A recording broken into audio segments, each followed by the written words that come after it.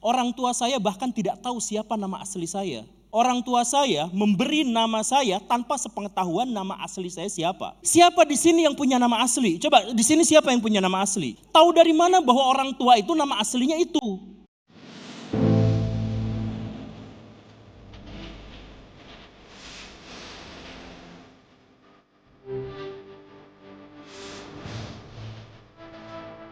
Segala hal yang kita indrawi dan bisa kita cerap dan kemudian bisa kita pikirkan, maka itu adalah realitas.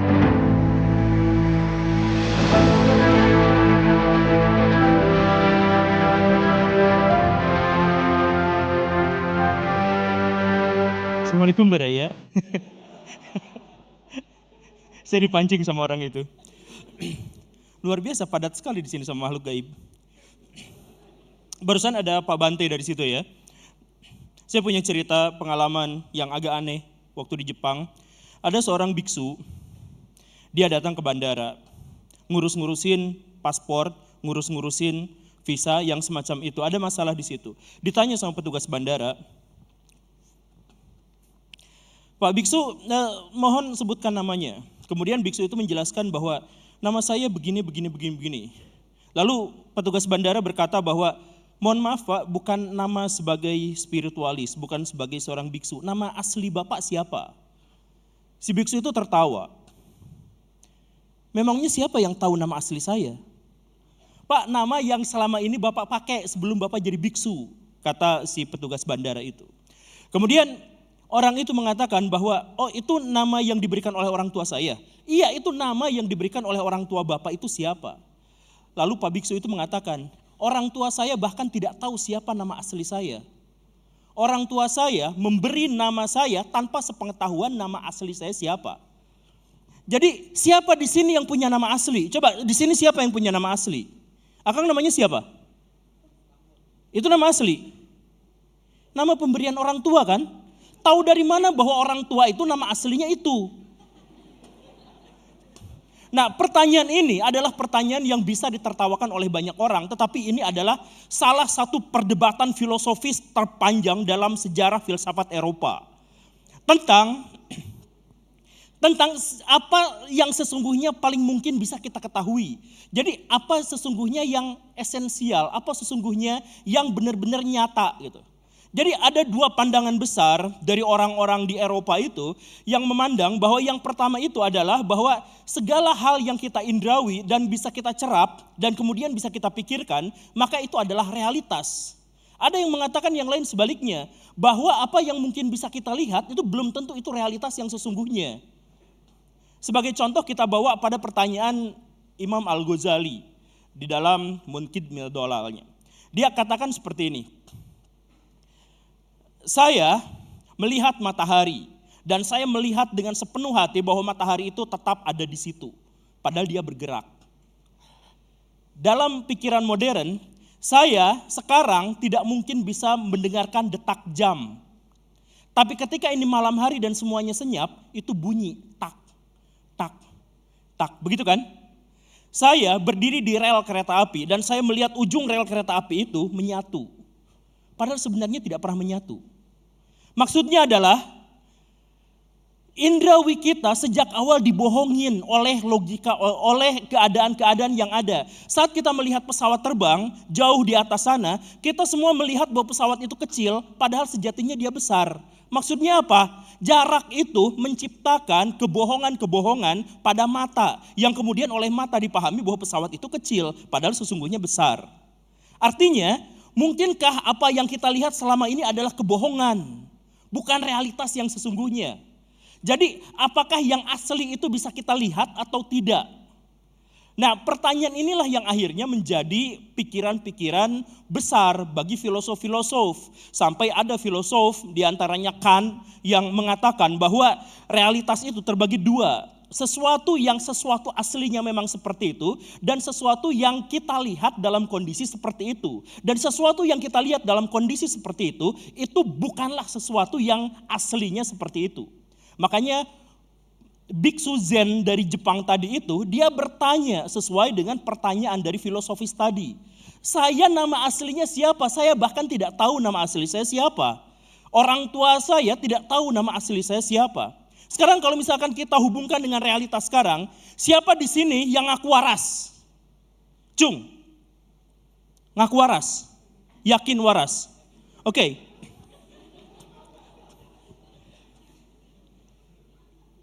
Buktikan bahwa Akang itu ada di situ. Bisa terlihat. Oke, yang lain? Bisa dipegang? Lain? Bisa diajak bicara? Coba, bisa diajak bicara? Bisa. Semua bukti-bukti yang dia ajukan adalah bukti-bukti indrawi. Sedangkan bukti indrawi sejak awal saya katakan sistem indrawi kita dibohongin oleh keadaan-keadaan eksternal. Bagaimana ceritanya dia bisa mengaku bisa membuktikan keadaan itu melalui sistem indrawinya, padahal sistem indrawi dia sudah terbukti sejak awal tidak valid. Itu pertanyaannya. Saya tidak akan menjawab, tentu saja ada lagi jawabannya dari para filosof karena itu adalah perdebatan panjang saya katakan. Cuman kalau jawabannya hanya sekedar sistem indrawi Akang bisa, saya bisa melihatnya, saya bisa mendengar suaranya, saya bisa menyentuhnya, saya bisa menjilatnya, saya bisa mencium bau badannya. Sistem indrawi 5 kita itu kan, semuanya bisa dibohongin. Orang Inggris bisa bikin obat untuk orang diabetes. Jadi makan apapun yang bahkan yang tidak manis-manis rasanya jadi manis. Artinya lidah pencerap kita bisa direkayasa. Dari situlah bukti bahwa otak kita itu berpikir tanpa kemungkinan untuk bisa bebas. Jadi kalau saya diberi judul bagaimana caranya membebaskan pikiran kita dari belenggu, maka pertanyaannya bagaimana caranya otak kita berpikir secara independen. Gimana caranya? Karena sejauh yang kita ketahui, otak kita berpikir berdasarkan apa yang kita indra. Jadi misal, saya nonton YouTube. Lihat pidatonya Pak Anies yang luar biasa menyenangkan. Kata-katanya manis, seperti namanya, Anies yang manis. Tapi Pak Muhaiminnya kurang.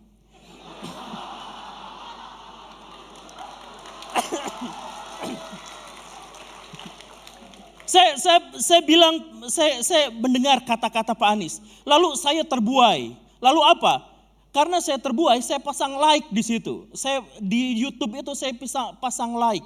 Lalu apa? YouTube dengan algoritmanya mendeteksi itu dan kemudian menganggap bahwa saya suka itu. Berikutnya, dia masukkan saya ke dalam bubble-nya Pak Anies. Jadi video-video Pak Anies yang bagus-bagus ditampilkan, short yang menyenangkan tentang Pak Anies ditampilkan. Akhirnya apa? Saya langsung terkesima bahwa presiden terbaik itu adalah Pak Anies. Artinya apa? Otak kita direkayasa oleh bubble yang diciptakan oleh algoritma.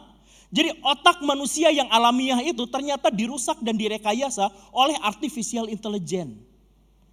Kan kita belum tentu benar-benar yakin dan bisa secara komprehensif memahami, menjelaskan tentang Pak Anies, kita nggak bisa. Ketika kita lihat Pak Anies, kita hanya melihat apa-apa yang digimikkan oleh orang-orang di belakang layar. Inilah yang namanya post-truth. Jadi ketika saya bertemu dengan Pak Prabowo misalkan, ternyata Pak Prabowo yang asli berbeda dengan Pak Prabowo yang ada di depan layar. Ternyata gemoynya nggak seperti itu misalkan. Karena seingat saya 5 tahun yang lalu Pak Prabowo itu berbicara dengan seperti ini. Saya Prabowo Subianto. Sekarang saya Prabowo Subianto. Beda. Dari mana saya tahu mana di antara mereka yang asli dan mana di antara mereka yang cuma topeng. Kalau saya tidak bisa memahami gimmicknya, saya tidak bisa mengenali aslinya siapa. Lalu bagaimana saya bisa menjelaskan visi misinya? Akhirnya apa? Lagi-lagi otak kita, bisakah kita bergerak secara independen? Bisakah otak kita bergerak berpikir secara mandiri? Karena apa? Karena otak hanya bisa mengelola informasi yang disediakan oleh sistem indrawi. Dan sistem indrawi itu tidak bisa mengakses langsung, apalagi di dunia modern. Siapa yang tahu bahwa tahun 2004 ketika awal Pak SBY naik sebagai presiden, ada bencana besar di Aceh dan Sumatera Utara. Siapa yang tahu itu? Siapa yang tahu itu? Tahu? Ya, Kang ini lagi tahu. Pernah ke sana? Lihat bencana itu? Lihat bencananya? Lewat film, lewat media dan sebagainya. Iya, artinya apa? Artinya ada agen. Jadi ada peristiwa, ada agen, kemudian masuk ke dalam otak kita. Seandainya agen itu direkayasa oleh pihak tertentu, maka dialah yang akhirnya akan memutuskan bagaimana cara kita berpikir dan bagaimana cara kita bertindak. Makanya sangat mudah untuk merekayasa publik. Siapapun yang menguasai media, siapapun yang bisa menguasai agen-agen yang bisa mempertemukan indrawi saya dengan peristiwa itu, maka dialah yang benar-benar akan mendapatkan keuntungan ganda, keuntungan finansial dan keuntungan bagaimana cara merekayasa publik, dijual kepada politisi dan akhirnya dia kaya raya. Itulah yang terjadi di dunia post-truth. Sekarang lalu ada orang-orang yang mengatakan saya bisa secara independen berpikir. Maka pertanyaan saya, bagaimana metodologi orang bisa berpikir? Seandainya sekarang kita mengetahui bahwa sistem indrawi kita yang mempengaruhi cara berpikir kita itu disusupi di tengah jalan oleh agen-agen yang bisa merekayasa pikiran kita. Kan begitu. Sekarang siapa yang bisa meyakinkan bahwa tayangan-tayangan yang di televisi itu semuanya real? Siapa yang bisa meyakinkan? Kan tidak ada. Nah, jadi mari kita berpikir secara lebih pesimis. Saya sekali lagi ya, bukan mengajak, saya mendekonstruksi. Bukan berarti saya setuju pada pernyataan-pernyataan itu, saya punya sanggahannya. Cuman maksud saya, mari kita memulai segala sesuatu itu dengan cara mendekonstruksi. Memulai dari awal, hancurkan dulu kepercayaan kita, rusak dulu apa yang sudah kita punya, lalu kita bangun dari awal. Pertanyaan yang paling radikal misalkan, mungkinkah Akang yang ada di sini sebenarnya adalah orang gila? Di pinggir jalan, lagi duduk dan ketawa-ketawa sendiri. Mungkin gak?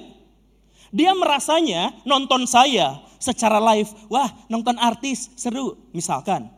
Nah dia ketawa-ketawa kayak gitu kan. Padahal aslinya dia di pinggir jalan ketawa-ketawa sendiri padahal di depan gak ada apa-apa. Mungkin gak gitu? Atau pertanyaannya kita balik, mungkinkah orang gila yang lagi duduk di pinggir jalan dan ketawa-ketawa itu, kesadarannya sesungguhnya dia ada di atas sebuah panggung. Dan dalam kondisi seperti ini. Dan pura-pura ngomong seperti ini. Mungkinkah? Nah sekali lagi ya, bukan soal benar atau salah. Tapi mari kita dekonstruksi. Apakah pikiran kita memang benar-benar ada di jalan yang benar? Apakah sejauh ini kita bisa membuktikan bahwa sesuatu yang ada, yang terlihat itu adalah sesuatu yang murni memang seperti itu adanya.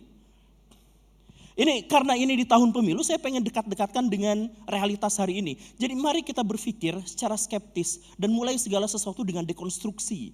Karena apa? Karena dari situlah akhirnya kita bisa mendekatkan diri pada berpikir yang lebih bebas. Bukan berpikir yang sesuai dengan aturan-aturan yang dibuat oleh pihak yang merekayasa pikiran kita. Saya kemarin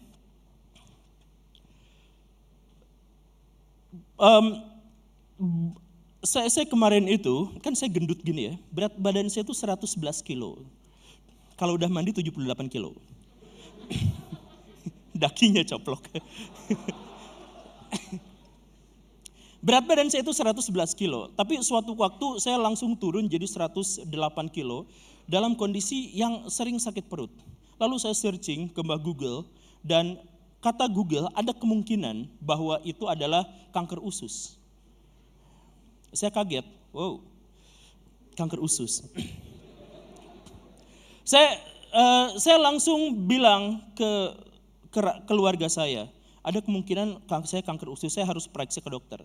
Lalu orang tua saya itu langsung bilang, gak usah bohong banget, itu mah gak mungkin, gak mungkin ada kanker usus. Gak ada sejarahnya kanker usus. Kenapa orang tua saya mengatakan seperti itu? Karena orang tua saya ketakutan. Dan karena dia ketakutan, maka dia mencoba untuk melakukan penyangkalan-penyangkalan. Banyak di antara kita yang berpikir dengan cara seperti itu. Nanti, COVID itu tidak nyata loh. Pas kamu kena, enggak, saya enggak mungkin karena itu mah konspirasi apa. Jadi pikiran konspirasi benar atau tidak itu gak tahu. Cuman maksudnya banyak orang yang berpikir bahwa itu konspirasi sebagai penyangkalan dirinya. Banyak di antara kita yang berpikir dengan cara seperti itu. Itu adalah level terendah dalam berpikir. Yaitu apa? Ketika pikiran kita, logika kita ditahan oleh asumsi-asumsi yang didasarkan pada emosi-emosi. Contoh yang lain misalkan, kenapa bangsa Indonesia terpuruk terus? Terpuruk, terpenjara dalam gua di gunung tinggi sunyi tempat hukuman para dewa. Yang Pak Bante itu tadi keluar. Kenapa bangsa Indonesia terus-terusan terpuruk? Lalu ada jawaban yang paling simpel. Ini konspirasi Yahudi. Amerika Serikat tidak menginginkan agar negara-negara berkembang maju. Ya, itu memang benar. Tetapi menyalahkan pihak lain atas kesalahan dan kekalahan kita, itu adalah logical fallacy. Cacat logika yang tadi dijelaskan sama Ibu Kania. Jadi kita yang salah jelas. Jadi gini, kalau misalkan ada dua orang yang berkelahi, kemudian salah satu yang kalah. Siapa yang salah? Yang kalah, karena dia salah. Yang kalah, ya karena dia salah. Kenapa dia salah? Ya karena dia kalah. Bukti dari kekalahan seseorang adalah karena dia salah. Bukti kesalahan dari seseorang adalah karena dia kalah. Ini sensitif, tapi mari kita bicarakan ini secara benar. Agar kita lepas dari belenggu pikiran. Israel dan Palestina, siapa yang salah? Pasti Palestina. Kenapa? Karena dia kalah. Pihak yang kalah itu yang membuktikan siapa yang salah. Maksudnya apa? Maksudnya adalah ketika Palestina mengklaim bahwa dia benar, tapi kemudian dia kalah, artinya kebenaran yang dikalahkan adalah sebuah kesalahan. Artinya dia membuktikan kesalahannya sendiri. Ngerti kan? Jadi ada pihak yang benar, kemudian dikalahkan. Kebenaran yang dikalahkan itu pasti salah. Karena yang seharusnya benar itu adalah kebenaran yang menang. Gitu kan? Jadi dalam konteks itu, maka Palestina telah membuktikan bahwa dirinya salah. Bagaimana cara agar dirinya menang? Maka dia harus sekuat tenaga untuk menunjukkan kemenangan itu. Apakah kemenangan itu menunjukkan bahwa itu kebenaran yang real? Tidak, karena kebenaran itu seperti yang tadi itu. Kita bahkan tidak pernah tahu mana yang real dan mana yang tidak, kecuali dengan metodologi-metodologi yang ketat. Jadi cara yang paling sederhana untuk bisa membuktikan siapa yang menang, siapa yang benar dan salah adalah siapa yang menang dan siapa yang kalah. Siapa di sini yang suka menuntut keadilan? Orang-orang yang menuntut keadilan sepanjang sejarah itu adalah orang-orang yang kalah. Gak pernah ada orang yang menang menuntut keadilan. Dalam konteks inilah maka kebenaran dan keadilan kita pikirkan dalam perspektif yang ternyata subjektif. Kalau misalkan ada tadi pemain tinju yang satu kalah, biasanya dia katakan apa? Ya saya kurang persiapan, itu kan sebenarnya didukung sama wasitnya. Itu kan sebenarnya gitu. Yang ngomong seperti itu selalu adalah pihak yang kalah kan? Benar dan salah pada akhirnya juga tergantung subjektivitas seseorang.